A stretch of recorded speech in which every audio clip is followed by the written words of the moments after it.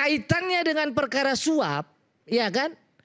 Kaitannya dengan apa yang disebut dengan fakta-fakta, ya kan? Maka yang diadili itu sebenarnya Harun Masiku dalam perkara ini loh. Oke. Maka ketika orang bilang bahwa adili Innocentia, ya. Kalau Pak Bonyamin bilang dia mencintai KPK dengan caranya sendiri, saya bilang saya mencintai negara hukum.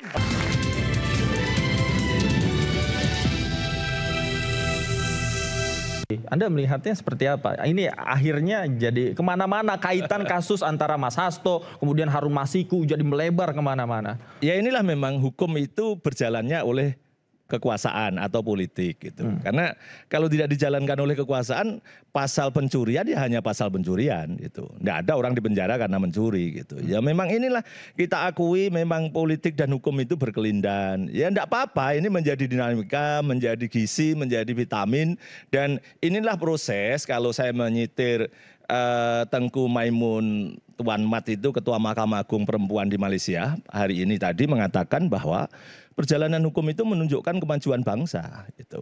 Dan sarana masyarakat melihat pemerintahannya gitu. Jadi ini yang memang harus berproses itu gitu. Jadi saya senang-senang aja proses ini dan saya sebenarnya kecewa juga dengan teman-teman PDIP terutama yang di DPR gitu Pak Guntur Romli. Ketika saya berjuang ingin menyatakan di Mahkamah Konstitusi bahwa pansel dan yang berwenang menyerahkan kepada DPR itu adalah Presiden Pak Prabowo karena di putusan MK sebelumnya mengatakan begitu 112 itu enggak ada yang bersuara dan bahkan teman-teman PDIP yang di Komisi 3 juga ikut milih dan saya yakin ikut milih 5 orang itu gitu. Maka saya kalau sebagai orang rasanya pernah jadi koordinator lapangan TPDI Jawa Tengah tahun 1996 gitu, tim Pembela Demokrasi Indonesia, saya ingin mengadu ke Mahkamah Partai PDIP untuk memberikan teguran lah paling tidak. Mestinya kan mereka menolak itu untuk memilih calon-calon yang disodorkan oleh pansel dari zaman Pak Jokowi itu gitu dan itu tidak dilakukan. Saya kecewa itu. Jadi ketika saya berjuang untuk membuat pimpinan KPK itu lebih legitimate, tapi kemudian ternyata teman-teman anggota DPR Komisi 3 yang dari PDIP tidak menyuarakan itu, bahkan ikut memilih. Pada saat itu? Iya pada saat itu, mestinya paling enggak abstain lah gitu kan. Tapi ikut memilih dan yang memilih 5 orang itu, enggak enak betul rasanya itu saya kok sendirian terus gitu. Tapi ya udah sekarang mereka berkelahi ya saya kompor-kompor aja begitu, malah bagus gitu kan. Dan seperti tadi siang saya juga kalah pra-peradilan menginginkan Harun Masiku disidangkan in absentia gitu. Dan itu ya sudah saya hormati, sebenarnya saya menginginkan daripada ini sejak bahkan Januari saya sudah pra-peradilan supaya tidak digoreng pemilu Maret 2024 itu untuk minta disidangkan in absentia dan itu masih ditolak oleh KPK dengan alasan ini tidak menyangkut kerugian keuangan negara. Makanya akhirnya dibalik loh kan tidak ada kerugian keuangan negara juga ngapa dikejar-kejar. Nah hari ini juga tadi juga masih ditolak. KPK mestinya tanpa harus saya gugat pun menyidangkan Harun Masiku sidang in absentia. Nah soal nanti apakah dibarengkan dengan Pak Hasto itu lebih baik supaya saling bersinergi begitu antara saksi segala macam. Karena pengadilan kita itu kan menganut azas murah, cepat dan sederhana. Nah, ini kalau nanti nunggu Harun Masiku disidangkan nanti kalau udah ketemu ya kalau ketemu. Kalau nggak ketemu daluarsanya hanya 12 tahun. Ini sudah tahun ke-6, sudah separuh loh. Jadi ini bagian dari proses memang kritik kepada KPK untuk menegakkan hukum yang benar, yang mendatangkan keadilan, termasuk mestinya hadir hari ini untuk menjelaskan pada masyarakat gitu. Tapi mereka pasti diundang nggak datang gitu kan, pasti begitu alasannya. Oh tidak ingin menjawab. Justru ini salah karena mestinya proses pendidikan hukum dan penyuluhan hukum masyarakat itu di sini. Dan justru memanfaatkan momen, mereka harusnya itu kan datang ke media-media menjelaskan, oh begini loh perkaranya. Meskipun memang ada batasan-batasan dan itu sudah disampaikan dulu yang paling bagus itu misalnya Pak Johan Budi. Mampu mengimprove gitu kan, selalu hadir ketika jadi jubir untuk menjelaskan ini itu, tapi juga tidak mempengaruhi penyidikan dan tidak membuka rahasia penyidikan gitu. Jadi inilah yang saya kritik juga KPK, meskipun juga satu sisi juga kita bela begitu. Tapi dalam misalnya begini, Patra tadi tentang putusan-putusan. Saya juga mengingat putusan pra-peradilan saya kasus Senturi itu jelas perintah untuk melanjutkan perkara Senturi. Untuk terdakwa yang lain, bahkan itu ya meskipun ultra petita sedikit itu, tapi itu memang sesuai permintaan saya menetapkan tersangka Budiono dan kawan-kawan, termasuk ada yang sekarang masih menjabat segala macam. Nah Nah, pada posisi itulah mereka ketika saya desak, putusanku pra peradilan harus dijalankan.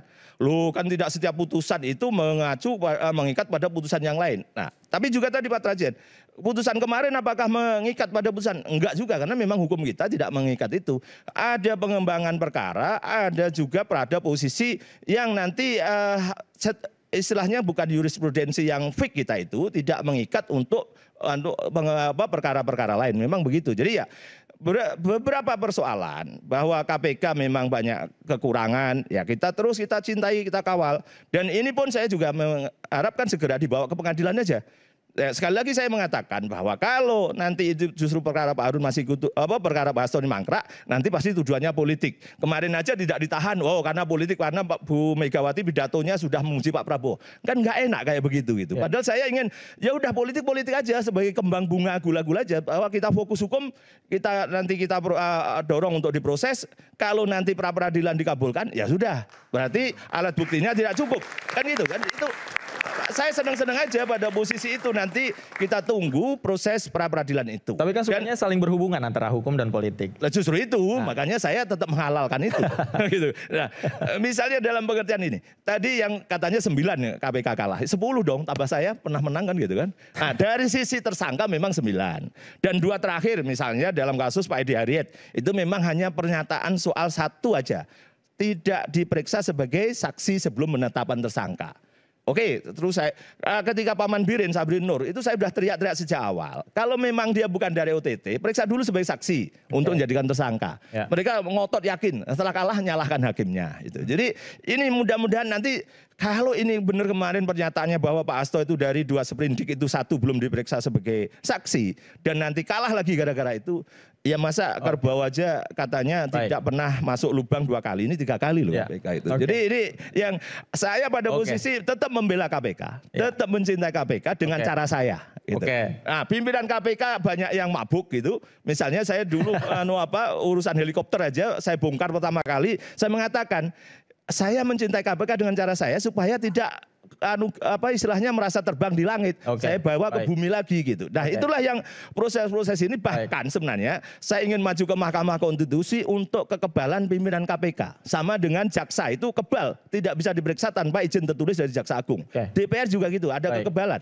Di Mahkamah Hakim pun juga ada begitu. Dan saya ingin datang ke Mahkamah Konstitusi meminta kekebalan terhadap KPK supaya juga tidak bisa diperiksa ketika menjalankan proses sidangnya, proses menjalankan tugasnya. Kalau ada perkara lama ya nanti tunggu setelah selesai gitu. Masih. Baik, ada imunitas di sana. Ya, Bang Bonyamin, karena menyebut pidato Ibu Megawati Soekarno Putri, saya harus memberikan klarifikasi bahwa tidak ditahannya Mas Hasto Kristianto itu tidak berhubungan sama sekali dengan pidato Ibu Megawati, karena dalam pidato Ibu Megawati itu jelas bahwa terima kasih itu atas tindak lanjut yang dilakukan oleh Presiden Prabowo terkait pencabutan MPRS nomor 33 tahun 1967. Dan kalau kita bicara kepada kasus Mas Hasto nggak nyambung.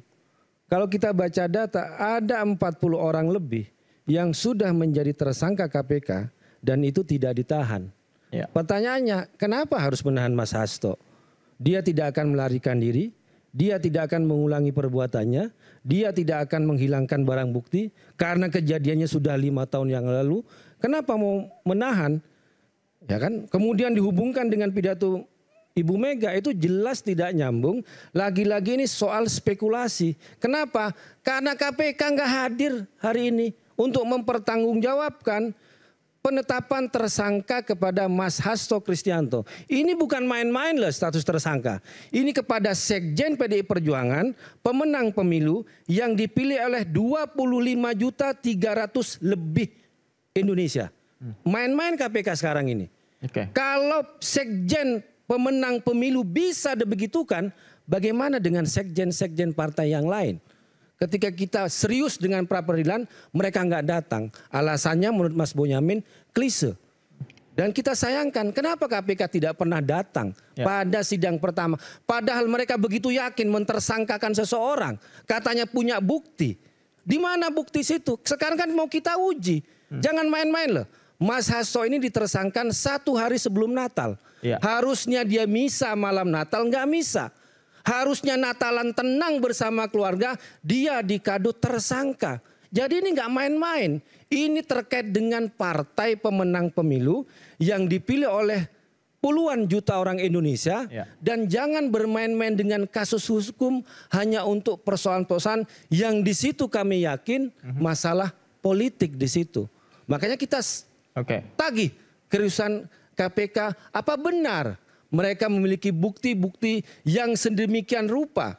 Mereka klaim kemudian menetapkan Mas Hasto sebagai tersangka. Kemudian ketika kita tagih dalam pra-peradilan, mereka tidak datang. Dengan tidak ada alasan, hanya ngirim surat, ngirim utusan pun tidak mereka lakukan. Yang bagi kami itu terkesan sangat tidak menghormati. Bukan begini Pak Guntur Romli, tadi maksud saya kan ini kemudian ada yang menganalisa begitu gitu. Jadi bukan analisa saya. Ya kalau analisa menurut Anda salah jangan dikutip Mas Bonyamin itu. Justru ini menjadi tidak enak ada yang menganalisa begitu. Kan gitu. Jadinya gara-gara tidak ditahan itu karena pidatonya. Terus ada yang menganalisa juga. Oh loh terima kasih kok kepada Pak Prabowo. Kalau itu terima kasihnya kepada presiden sebelumnya. Saya tidak ingin nyebut lagi. Jadi Anda keliru. TAP MPR itu dicabut oleh MPR bukan oleh presiden. Makanya keliru itu lagi, apa hubungannya gitu dengan Pak Prabowo? Kan aja juga yang analisa begitu. Menindaklanjuti gitu sebagai pemerintah eksekutif untuk pelurusan sejarah dan pengembalian hak-hak itu adalah pemerintah eksekutif. Ini kan bukan bagian MPR. dari proses politik yang mengikuti gitu loh. Jadi proses inilah yang bahasa saya proses KPK ini gitu loh. Sekali lagi tetap kita dukung KPK menegakkan hukum yang benar. Itu maka kita kritisi dengan dalam bentuk apapun. Kalau dari saya korban, tetap akan konsisten. Perkara mangkrak, perkara yang berlarut-larut atau yang layak jadi tersangka dari pengembangan tidak diproses, maka pasti akan saya gugat gitu. Jadi ini proses-proses yang harus kita hormati. Boleh tanya, apa yang menjadi latar belakang Pak Bonyamin untuk meminta Harun Masiku diadili in absentia. Ini menarik nih, apa Pak? Ya kan di Undang-Undang Pemberantasan Korupsi itu disebut dan Undang-Undang KPK pasal 8 atau berapa itu memang bagi terdakwa yang tidak bisa dihadirkan. Kan ada dua itu, KUHAP juga ada juga. Yang tidak bisa dibawa sidang, ya disidangkan tanpa kehadiran terdakwa. Nah ini yang saya maksud Pak Davi.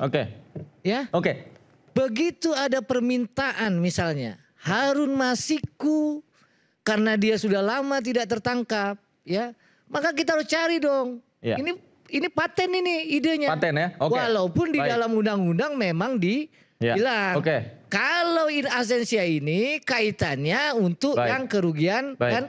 Itu kan sorry Pak, itu hanya di penjelasan. Itu kan penjelasan itu kan salah satunya. Iyalah, maksud saya kan begini nih dasarnya pemikirannya. Ya, kalau memang mau dituntaskan, kaitannya dengan perkara suap, ya kan? Kaitannya dengan apa yang disebut dengan fakta-fakta, ya kan? Maka yang diadili itu sebenarnya Harun Masiku dalam perkara ini loh. Maka ketika orang bilang bahwa adili in absentia, ya. Kalau Pak Bonyamin bilang dia mencintai KPK dengan caranya sendiri, saya bilang saya mencintai negara hukum. Dengan caranya sendiri. Bang Patra, biar paten kita break dulu. Pemirsa jangan kemana-mana, kami segera kembali.